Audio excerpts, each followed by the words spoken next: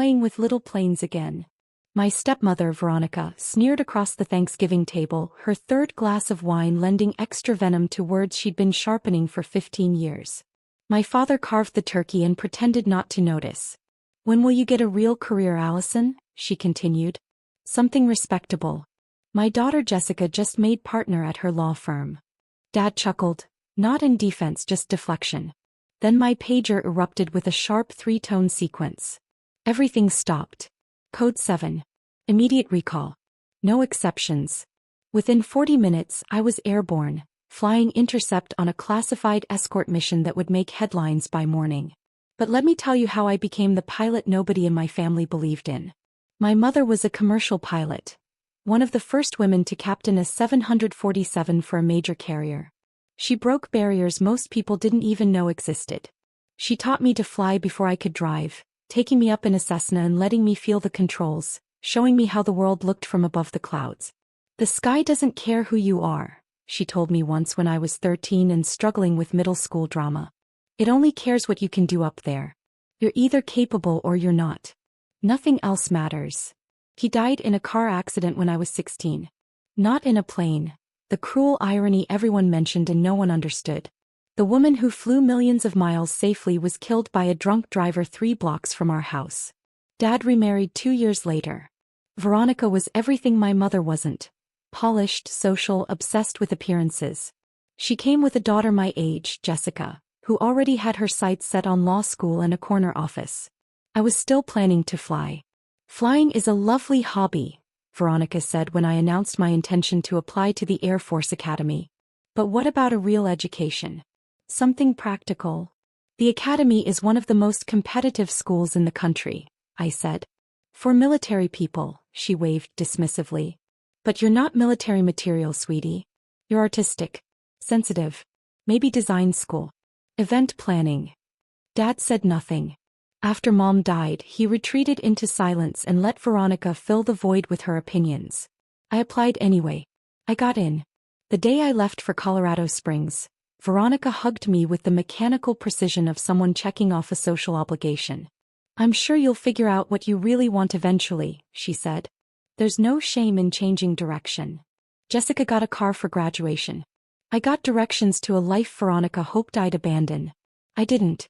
I excelled at the academy, graduating in the top 5% of my class. Then came flight training where I discovered I'd inherited my mother's gift. An instinctive understanding of aircraft that can't be taught, only refined. I flew T-38s. Then F-16s.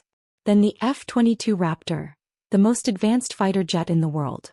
I became one of 17 female F-22 pilots in the United States Air Force. My family's response never changed. Polite disinterest, punctuated by condescension. That's nice, dear, Veronica would say when I mentioned deployments or promotions. Jessica just won a major case. Millions of dollars involved. Flying those jets sounds dangerous, Dad added. Your mother would have worried. They never asked about the missions. I couldn't discuss the classified operations that took me to places I couldn't name, or the hours spent pushing machines and myself to limits civilians couldn't comprehend. To them I was still playing with little planes. By 32 I transitioned into a specialized unit I can't fully describe. Officially attached to Air Mobility Command, we operated under different authorities. Our mission: executive protection, escort and support for high-value government aircraft, including the one everyone recognizes. When the president travels, most people see the iconic blue and white 747. What they don't see is the constellation of support aircraft, tankers, surveillance planes, fighter escorts, ensuring safe passage through potentially hostile airspace. That was my job. Invisible. Classified at levels my family couldn't imagine. I'd been stationed at Joint Base Andrews for 3 years. Every holiday I drove to my father's house in Virginia, endured Veronica's commentary, and returned to a world she'd never understand. This Thanksgiving was supposed to be the same. Veronica held court at the head of the table. Jessica sat beside her, glowing with the smug satisfaction of a life unfolding exactly as planned. Her husband worked in finance. Their kids attended elite private schools. Her partnership had just been announced in the legal journals. We're so proud of Jessica, Veronica announced. Partner before 40. Do you know how rare that is? Very impressive, I said, meaning it. We weren't close, but I respected competence. And what about you, Allison? Veronica asked, smiling. The trap was already sprung. Still playing with little planes? I set down my fork. I'm a major in the United States Air Force. I fly the F-22 Raptor. Yes, we know, she said. But when will you get a real career? Something with a future. You're not getting any younger. No husband. No children. No stability. She sipped her wine. My daughter built a life. You're still playing soldier. Dad chuckled. The Air Force is my career, I said evenly. It's not a hobby. Of course, dear, Veronica replied. But careers should lead somewhere. Jessica's path leads to senior partnership, maybe even a judgeship. Where does flying in circles lead? I could have told her. I could have explained the missions, the responsibility, the fact that I routinely operated $150 million aircraft where mistakes meant international incidents. I could have described what it felt like to be trusted with national security. But I'd learned that explaining only invited dismissal. Then my pager went off. 3 tones. Unmistakable. Code 7. Immediate recall. I'd heard it twice in 3 years. Both times before operations that never made the news, yet quietly changed the world. I have to go, I said, already standing. I was already standing, reaching for my jacket. Go. We haven't even had dessert. Veronica's voice carried genuine offense. Whatever it is can wait until after pumpkin pie. It really can't. Allison, this is exactly what I'm talking about. No boundaries. No priorities. A real career doesn't interrupt family holidays. I was already at the door. Tell Dad I'm sorry. Where are you possibly going that's more important than? The door closed on her question. 40 minutes later I was airborne. The briefing was delivered while I was still strapping into my flight suit. Air Force One was returning from an overseas summit. Intelligence had detected a credible threat, potential hostile aircraft from a non-state actor operating in a region I'd flown over before. My squadron was scrambled for escort reinforcement. 4 F-22s, the most capable air superiority fighters ever built, joined the protective envelope around the President of the United States. We flew through the night, refueling twice from tankers that appeared exactly when and where they were needed. On my radar I could see Air Force One. A calm, steady blip representing the most protected aircraft on Earth.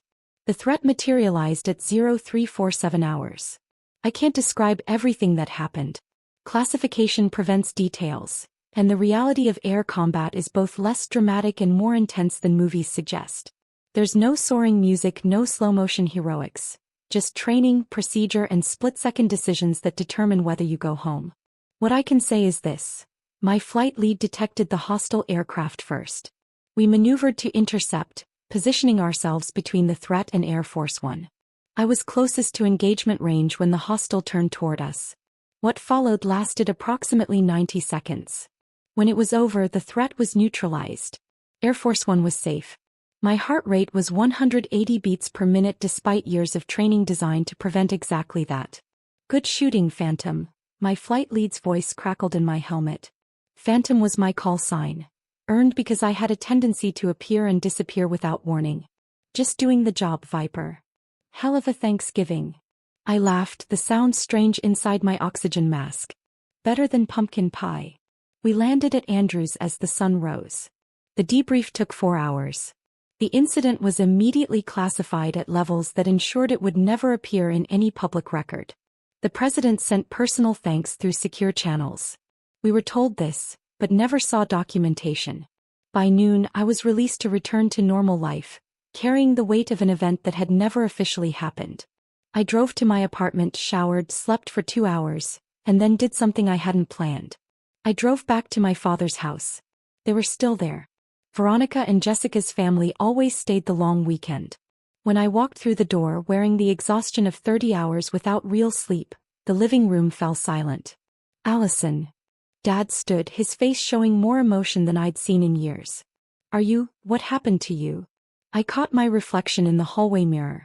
I looked terrible, dark circles, pale skin, the 1,000-yard stare combat leaves behind. I'm fine. I just wanted to see you. We thought. Veronica began, her voice different somehow. Smaller. The news this morning said there was an incident with Air Force One.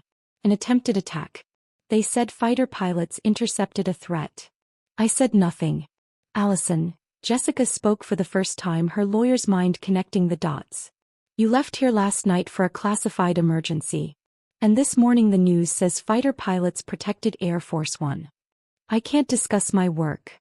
Veronica sat down heavily. Oh my God. You were there.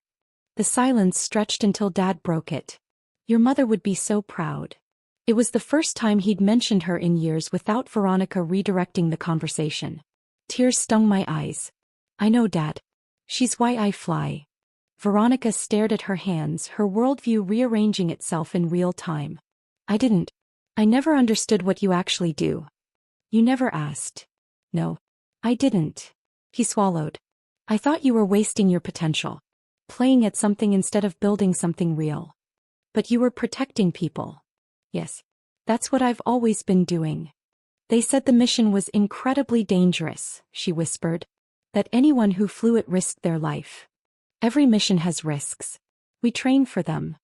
Jessica crossed the room and did something she'd never done in 18 years of being my stepsister. He hugged me. Thank you, she said quietly. I don't know exactly what you did, but thank you. That afternoon something shifted in my family.